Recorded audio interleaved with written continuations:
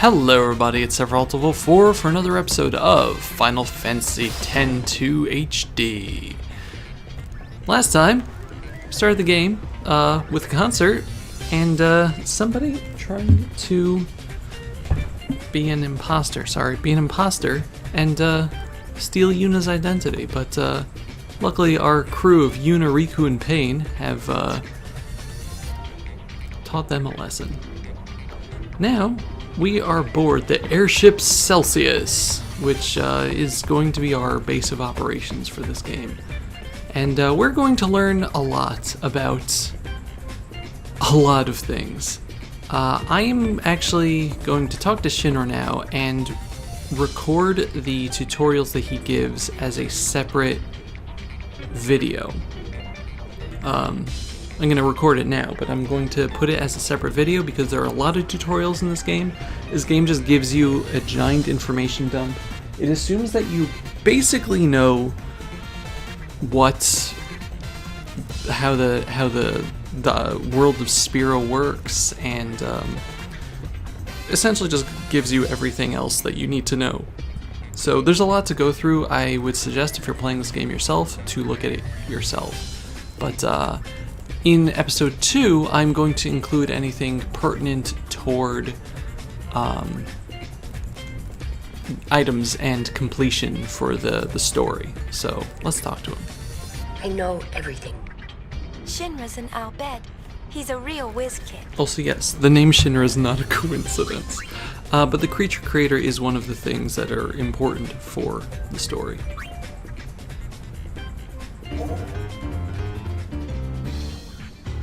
Let's view the creature creator tutorial. I'll explain the creature creator tutorial to you. This is the Fiend Arena, a secret base I created. This is where you put captured fiends into teams and train them. Fiends are reincarnations of humans who couldn't make it to the far plane. My objective is to train fiends and learn the secrets of their fiend tale. Go to trap creatures to capture fiends. Okay.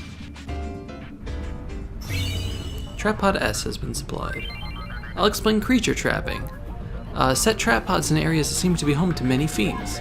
The trap pods will cleanse the souls of the fiends and turn them into good creatures.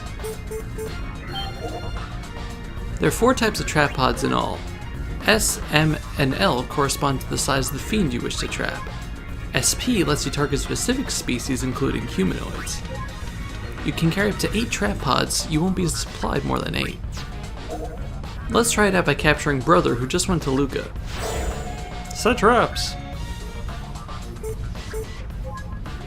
Luca attracts fiends from all over, but Trap-Pod SPs often don't do the job. With Trap-Pod SPs, you have to specify what fiend species you want to trap. Brother is a humanoid. Round up fiends trapped using R1. Round up! Select an area where you set a trap pod. There he is.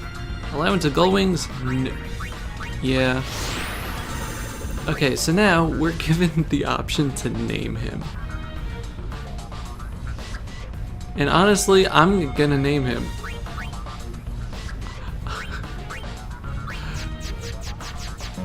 I don't like Brother. He's weird.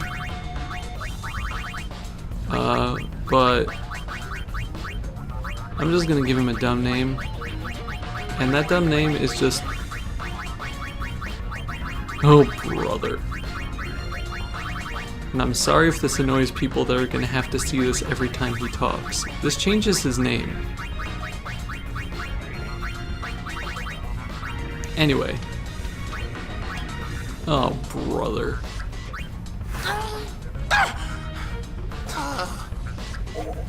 The trap pod test was a success! Fiends have varying affinities for each other. You can't catch a certain kind. Try releasing a fiend you've already caught. You know, if we can rename him, does that have the same connotations as why you could rename this Aeons in... Never mind. This concludes the creature trapping tutorial. Yay! Develop creature is where you nurture captured fiends. Give items and accessories to fiends to make them grow. Make my creature grow! You can use items and accessories to develop creatures. Select creature from the menu. I don't have that much gil. This is the screen where you develop creatures. Select a creature you want to develop. It's going on its own over here. Nashorn. Then choose what you will use to develop the creature. For instance, if you select items, your item inventory will be split. So this is kind of like in the last game when you were giving your Aeons stats or abilities, you just turn items into abilities. I'm gonna try to go a little bit faster on here. So yeah, the Ether helps it learn Magicide, and you'll have a prompt there, and if you select yes, then it will learn it. However, you can only learn a maximum number of abilities, so if you reach your limit, you're gonna have to forget an old one. And then you just go to unlearn from the menu to do just that. Select an ability with the cursor. Now, only abilities that creature have actually learned can be unlearned in this way. So not ones that you get through equipment, and we'll get to that eventually too. When fiends grow, you can learn more about their fiend tail. If you go to creature history, you can see a fiend's tail. So this is an interesting thing. When a fiend levels up in battle, their fiend tail level goes up as well. When fiends complete their fiend tail, they can be unleashed. When a fiend is unleashed, you can see its secret fiend tail ending. So all the fiends in the game have little stories, and it's wild. Like, they have their own little personal stories. I don't know if it's necessary for getting all the trophies in the game to do this, though. But it's neat. You do need to complete the bestiary to get a trophy. If you press R1, you can change the name of creature teams as well. When you release a fiend from your service, experience and learn abilities will not be recorded, so be careful. Train level up fiends, have them fight in the fiend arena. You go to the fiend arena, have your creatures battle fiend teams I've personally scouted. I believe you can also fight in the fiend arena, like with your team YRP, and you can get really good rewards from it, so don't ignore it. Lastly, I'll explain creature battles. Tutorial will teach you how to have your creatures you capture participate in battles. Select party members. Okay, you can add creatures to your team. There'll be a list of them. Select the creature you wish to add to your team. So let's say Flanazul. It's pretty easy. You can actually substitute monsters in for Yuna, Rikku, or Paine. I know some people that do this. I'm not really interested in doing it, as cool as it may seem. I'm just going to skip through this. S-size enemies take up 1 slot, M-size enemies take up 2, and L-size enemies take up all 3 slots, so they fight alone. If you do remove all, it just takes them all out, and then you could just reselect everybody again. Okay, and then just leave the menu, and then it asks you to select a dress sphere, which we'll get to this tutorial also.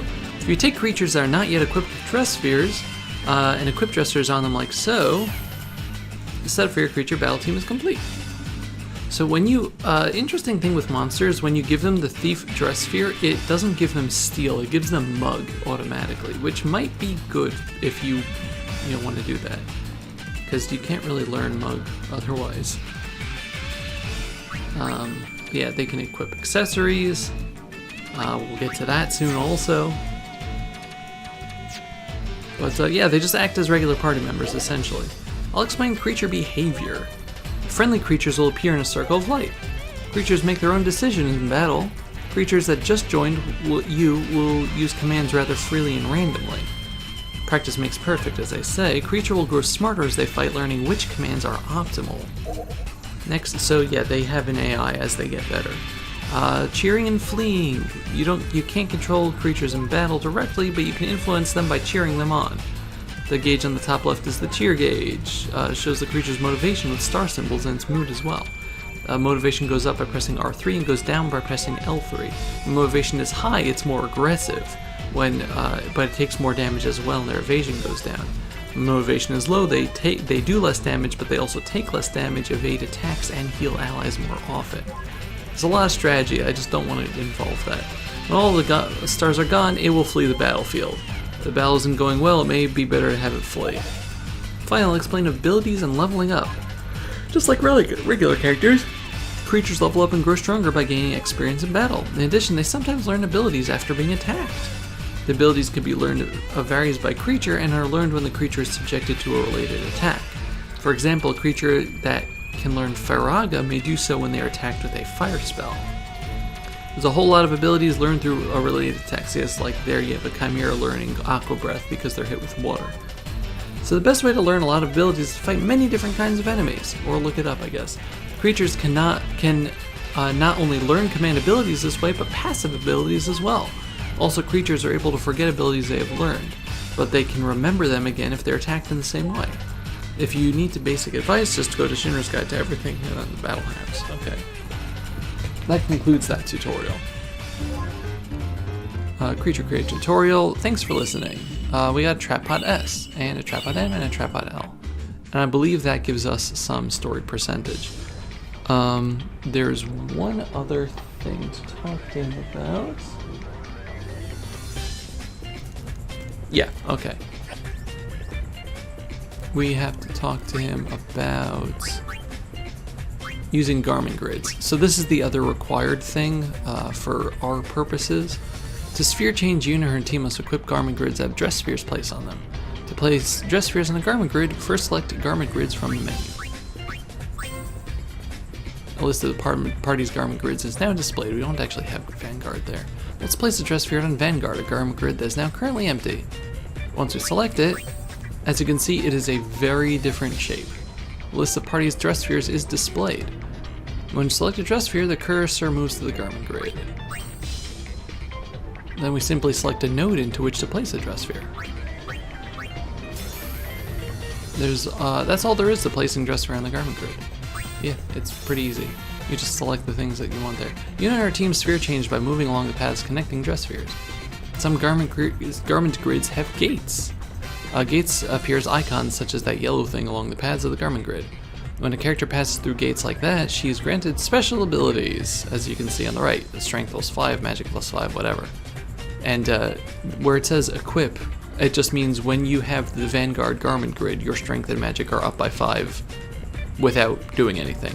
But going through the gates, the yellow gate between Warrior and Songstress there raises strength by 5. Consider effects of each game when deciding where to place dress spheres.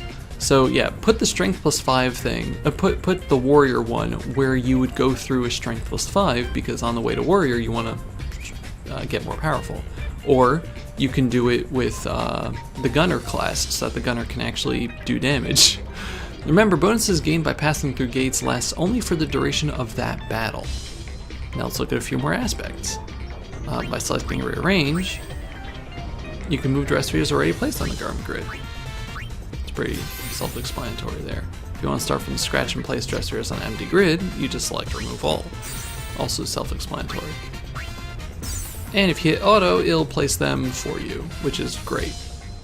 It's pretty good. Now, having Warrior in the middle there isn't perfect for an auto because you're not getting any of the strength +5, but having strength +5 going between Thief and Gunner isn't too bad either.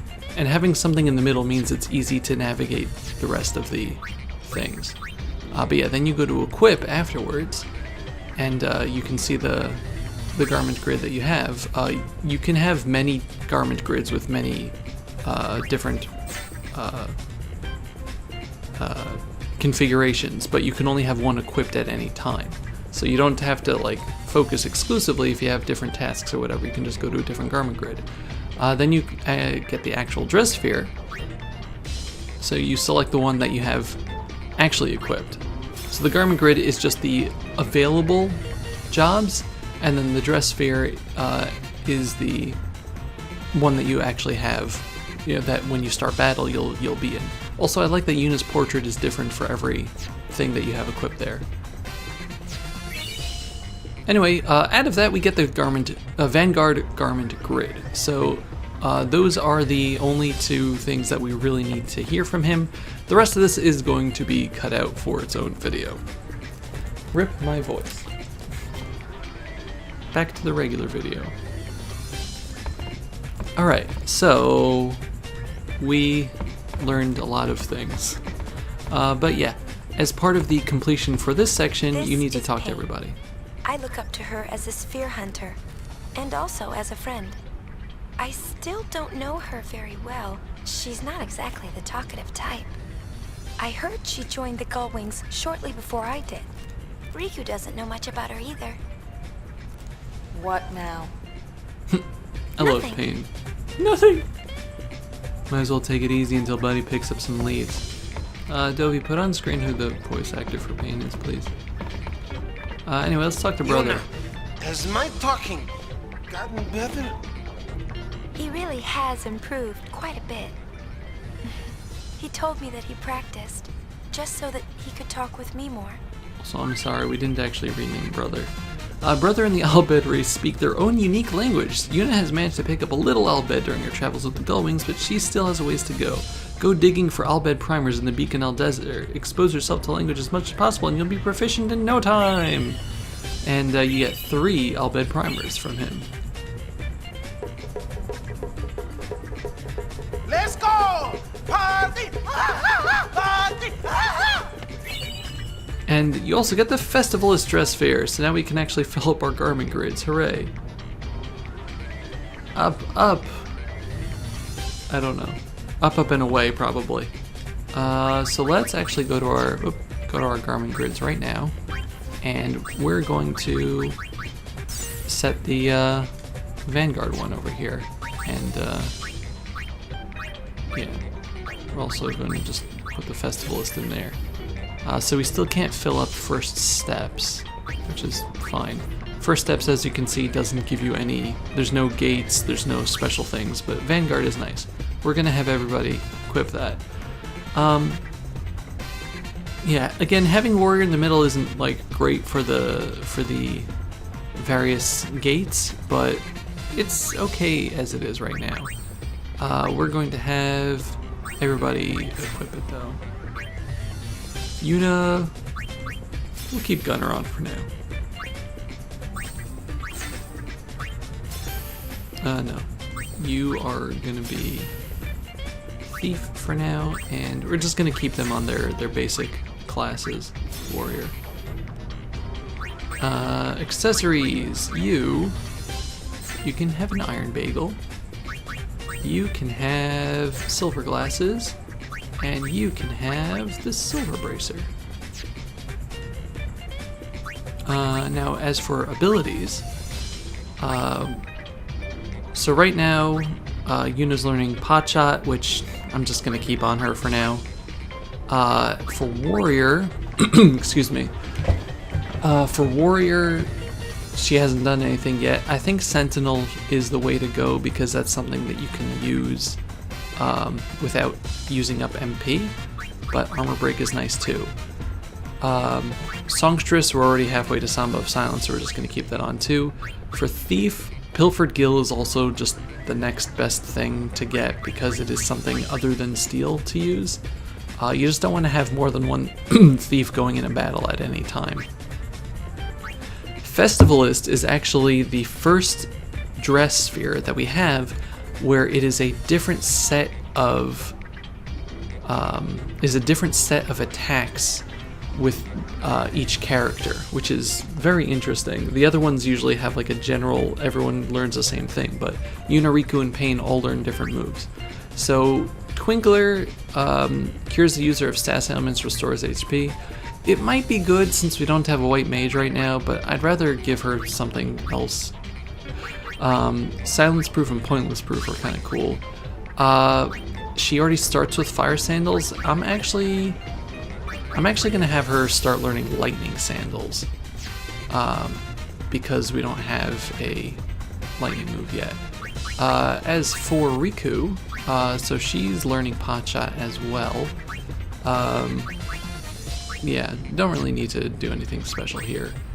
On the Warrior side of things, I think I'm gonna also keep her learning Sentinel. For Songstress, I don't really care about Samba of Silence. I'm gonna have her learn Battle Cry, because that raises party strength and once again is something that does not use up MP. You can just keep yelling.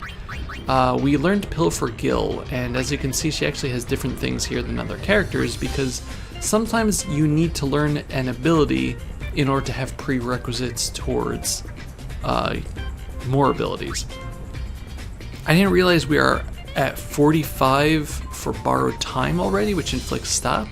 So I think I'm actually gonna keep her on this, but pill for HP is nice because even though it does use MP, it will give you something else to steal, after the Gil and Steel are used up, which are once. Sticky Fingers is nice because it is a guaranteed steal.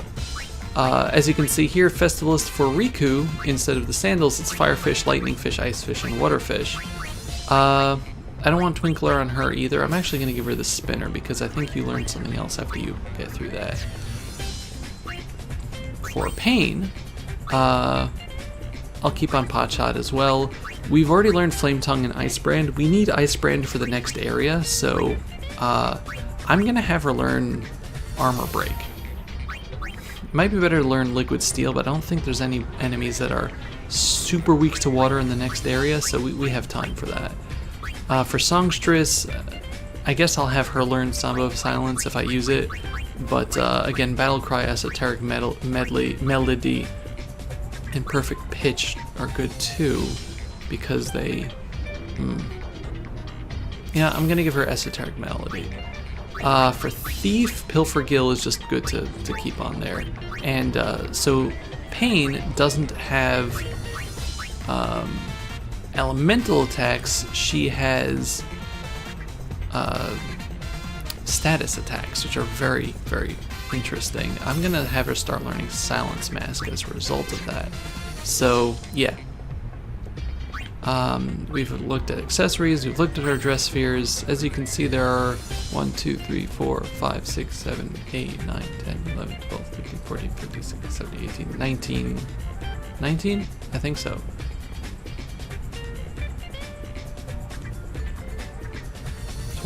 20 dress spheres. I can't count. 20 dress spheres total, we have 5 of them. We don't have any white magic, and our items are pretty much exactly what they are. New Beginning Sphere. If you want to learn a bit of the back history of the game here, you can go to the last episode of my Final Fantasy X Let's Play, where we look at the Eternal Calm video, which shows how Yuna decided to come here. You bet. It all began when I saw this sphere of you. At least, it looked like you. I couldn't say for sure. I thought I might find more spheres like it if I joined the Gullwings, so I did. Oh, in case you're wondering, the Gullwings are sphere hunters, and sphere hunters are, well, this. We fly all over Spira. I'm really enjoying myself. Glad to hear it. For a while there, I was starting to feel like a kidnapper. Don't be silly.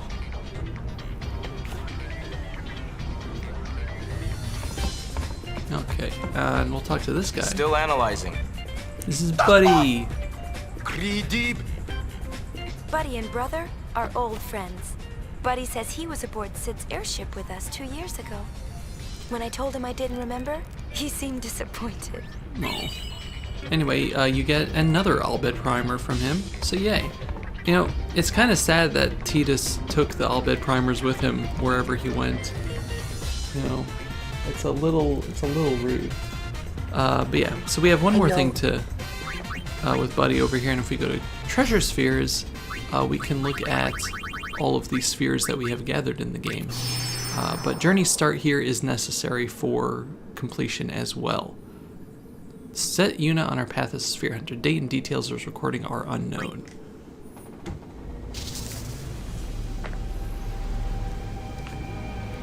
No, I'm not sorry. I haven't done anything wrong. I know that I know voice. you're listening. If she was your girl, what would you do? How can you blame me for trying to use your weapon? It was the only way I could save the summoner. What would you do if you were me? Let me out! I need food! I want to see her!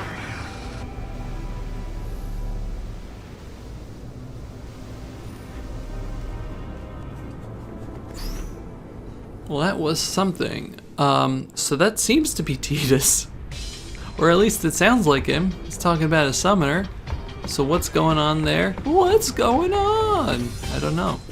It's kind of hard to be sphere hunters and track down spheres to hunt, yeah. I love Yuna's little run around here.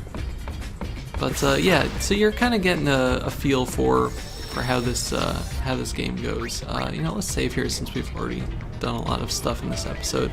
I'm gonna make separate saves, and God help my PlayStation's memory, because if you miss something in this game, then you're gonna want to go back. But anyway, the Celsius has got the bridge here, deck, cabin, and engine room. The deck is just outside. There's really nothing we can do there. But if we go down to the engine room,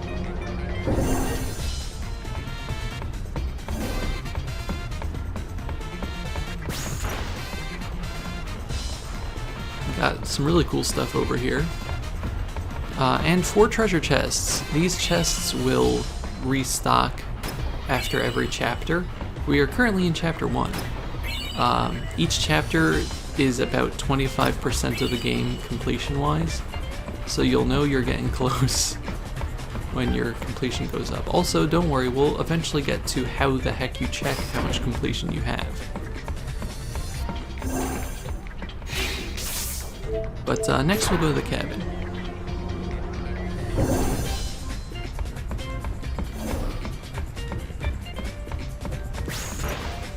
So here's something else that you want to do every single chapter, is talk to Barkeep. Miss Yuna, what can I do for you? Our Barkeep's a Hypello. No one knows his real name, so everyone just calls him Barkeep. Brother took him in, and now he works aboard the airship. Rides the shoe puff? So he runs the store. It's nice. We don't have any of the money for this. Thank you. Also, you're going to want to talk to him and select rest. You need to rest every chapter in order to get 100% in this game. Again, there's a lot of really weird stuff in this game leading up to the 100%. I'd love to know what they decided. Yeah, we get to just rest up over here.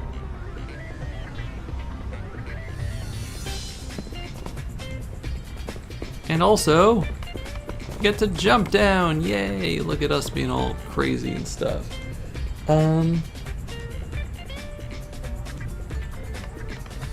Yeah, I think that's actually it. We've done everything we need to over here, so let's Gullwings! Report to the bridge! okay. Bridge.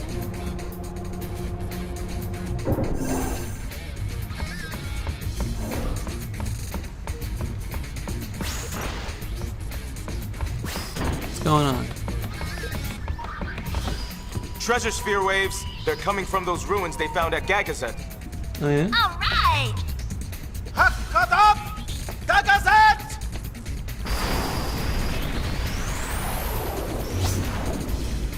Okay, so we got a hotspot here.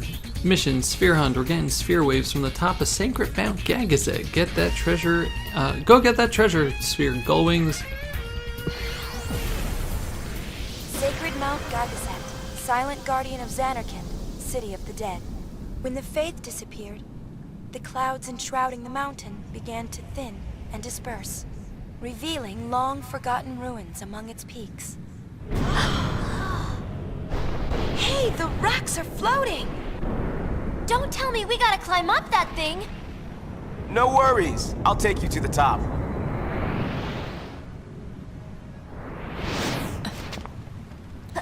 So if we had done the creature creator stuff, we could have gotten a another sphere thing, but I'm gonna wait till after this mission to do that.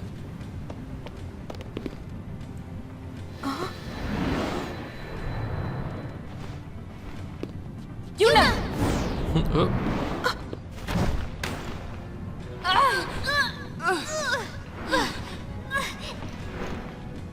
What's your status? Disasterific! Aim. Terrific is not a word. Say disastrous, like the rest of Spira. Not listening! Rikku! Come in! You want me to hurt him? Also, if you don't remember the relationship, Rikku Come in! and brother are siblings, and Yuna is their cousin.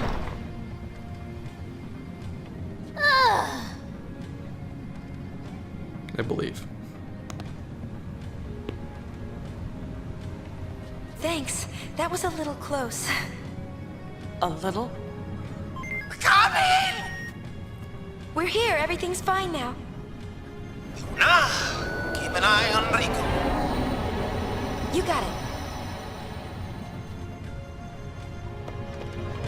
Okay, well that was fun. But anyway, that's gonna do it for this episode though. Next time on Final Fantasy X-2 HD, we are going to head up this Gagazette's floating ruins over here and try to find ourselves a sphere. Thank you very much for watching. And yeah, it wasn't an April Fool's thing. I'm actually doing this game. Hooray! I'm very excited to play this game. I've wanted to play it for a while now. But yeah, goodbye everybody. Bye-bye.